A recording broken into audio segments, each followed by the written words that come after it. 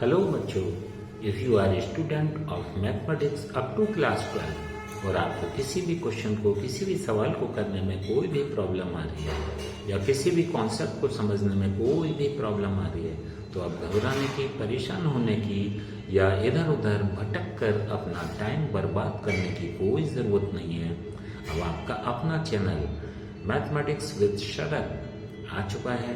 आपको बस bell icon press करके इसके चैनल को सब्सक्राइब करना है और इसके वीडियो देखने हैं। आपके सारे कॉन्सेप्ट क्लियर होते जाएंगे और सारी प्रॉब्लम सॉल्व होती हुई चली जाएंगी। Okay, all the best students, let's start your study.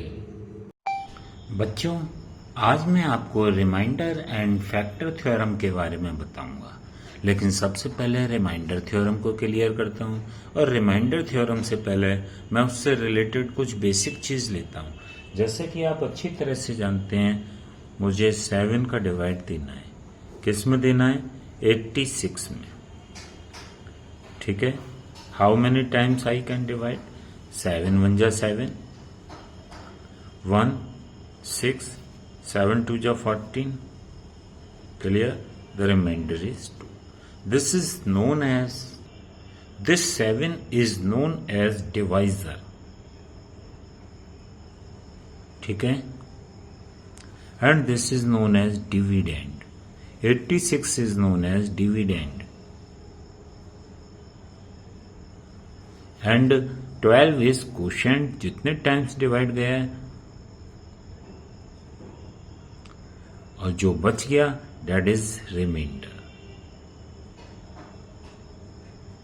ठीक है बच्चों, तो यहां पर आपने एक चीज नोटिस करी, हम ये कह सकते हैं 86 is equal to 7 into 12 plus 2।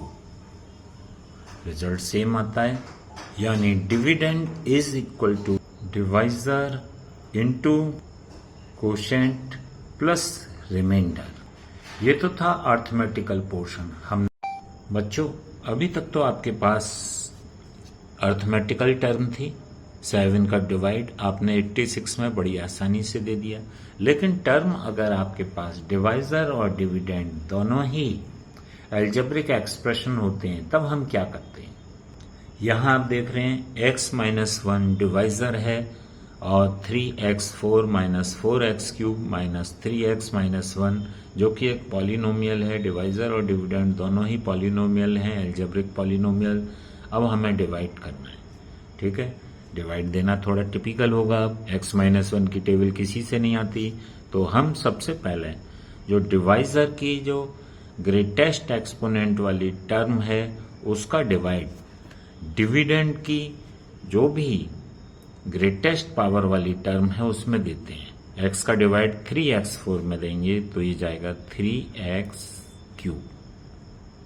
ठीक, अब 3x³ का मल्टीप्लाई कंप्लीट डिवाइजर में कर देंगे तो 3x4 ये तो सेम हो जाएगा माइनस 3x³। ठीक, अब इनके साइन चेंज कर देंगे। साइन चेंज करने पर आप देखेंगे ये दोनों कैंसिल हो जाएंगे, यहां मिलेगा -x³। ठीक है बच्चों, अब -x³, इसके बाद हमने कॉपी कर लिया -3x।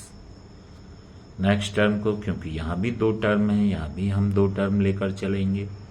अब x का डिवाइड -x³ में देंगे तो कितनी बार जाएगा? -x² बार। ये गया -x²। अब -x² का मल्टीप्लाई हम कंप्लीट डिवाइजर में कर देंगे तो पहला तो एग्जैक्ट मैच कर जाएगा, -x³ प्लस x²। अब प्लस x², 3x के लाइक टर्म नहीं है, दोनों की एक्सपोनेंट डिफरेंट है, तो प्लस x² को मैं अलग से लिख दूंगा। साइन चेंज हो जाएंगे, प्लस और minus, this will cancel out. यहां पर बचा -x² और -3x। Now how many times can I divide? Greatest divisor की जो भी टर्म है उसका डिवाइड माइनस एक्स स्क्वायर में देंगे तो ये जाएगा minus x multiply to x that is minus x square, minus x multiply to -1 that is plus x, sign change हो गए, plus minus, this will cancel out, -4x -1, फिर से हम डिवाइड देते हैं, x का डिवाइड -4x में तो ये जाएगा -4 का मल्टीप्लाई कंप्लीट डिवाइजर में -4x प्लस 4, साइन चेंज हो गए, प्लस एंड माइनस, अब -1 और -4 that is equal to -5, so this is the remainder. ठीक है, ठीक है बच्चों। यहां बच्चों आपने देखा डिवाइजर और डिविडेंड दोनों ही कैसे थे, दोनों ही अलजेब्रिक एक्सप्रेशन थे। आपको बहुत लंबा सॉल्व करना पड़ा। अगर मुझे रिमाइंडर निकालना है तो आपको बहुत लंबा सॉल्व करना पड़ेगा। This is just wasting of time.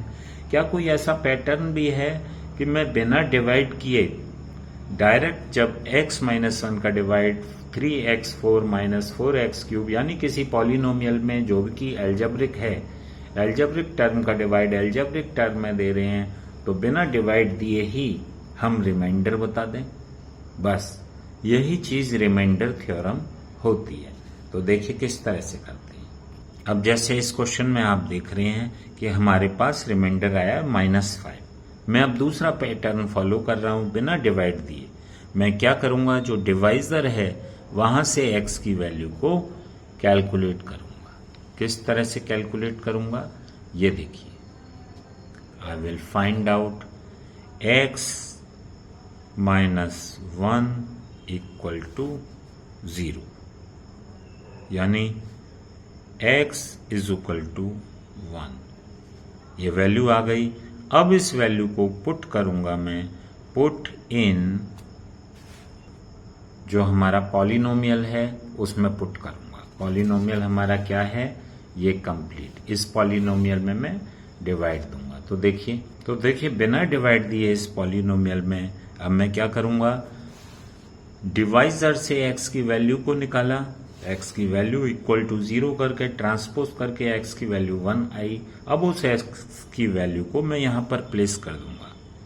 3 1 4 -4 1³ -3 1 -1 that is equal to 3 -4 -3 -1।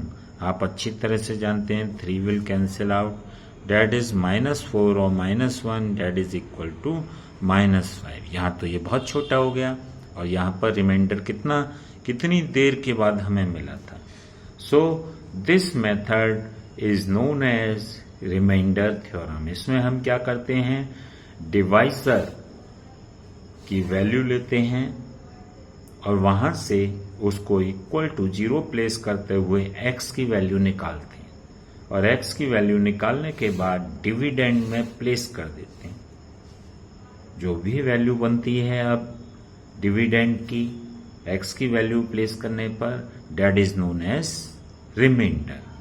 ठीक है बच्चों, तो मैं कह सकता हूं कि अगर मुझे x - a जो कि डिवाइजर है किसी पॉलिनोमियल px जो कि x का वेरिएबल है, मैं अगर डिवाइड करना है और रिमाइंडर मुझे चाहिए तो मैं क्या करूंगा, put x - a equal to 0। यहां से मैं x की वैल्यू a निकालने के बाद इन px पॉलिनोमियल जो कि x की वेरिएबल की टर्म में है उसमें प्लेस कर दूंगा और जब मैं इसको प्लेस कर दूंगा तो वैल्यू मुझे जो भी मिलेगी, वैल्यू क्या मिलेगी, वैल्यू मिलेगी PA। पिछली एक्सरसाइज में मैं आपको समझा चुका हूं और यही PA रिमाइंडर होगा। ठीक है बच्चों, this is the remainder theorem. अब आ जाती है फैक्टर थ्योरम। 7 का डिवाइड मैं 84 में देता हूं, 7 1 जा 7, रिमाइंडर इज 1, 7 2 जा 14, ठीक। सो रिमाइंडर इज नथिंग, या हम कह देंगे रिमाइंडर इसका क्या आया 0, ठीक। जब रिमाइंडर 0 आता है तो डिवाइजर डिविडेंड का फैक्टर होता है, यानी 7 is the factor of 84, 7 is factor of 84, या मैं ये कह सकता हूं if remainder is 0 then divisor is factor of dividend, ठीक है। या मैं कह सकता हूं if remainder is equal to 0 तो divisor is factor of dividend. आप यहां देखिए, मैं पिछला क्वेश्चन दोबारा से दिखाता हूं। 7 is not factor of 86 because 2 is the remainder which is non zero. लेकिन जब हमारे पास रिमाइंडर 0 आ जाता है वो तभी आता है जब divisor is exact factor of dividend. और रिमाइंडर 0 आने पर हम रिवर्स में ये भी कह सकते हैं divisor is factor of dividend if remainder is 0, और रिवर्स में if remainder is 0 then divisor is factor of dividend. ठीक है बच्चों, तो आप यहां पर समझ गए कि जिस तरह से x minus a is equal to 0 रखने पर, x is equal to a रखने पर पी ए में अगर नॉन जीरो आता है तो वो रिमाइंडर होता है जब ये होता है नॉन जीरो, ठीक है। लेकिन अगर ये P a is equal to 0 हो जाता है then we can say x minus a is the factor of P x. ठीक है बच्चों, यही हमारी रिमाइंडर और ये वाली इधर वाली ये फैक्टर थ्योरम है। 0 आ जाता है तो फैक्टर थ्योरम है, ठीक है। Divisor is factor of dividend, और 0 नहीं आता है तो फिर वो रिमाइंडर होता है।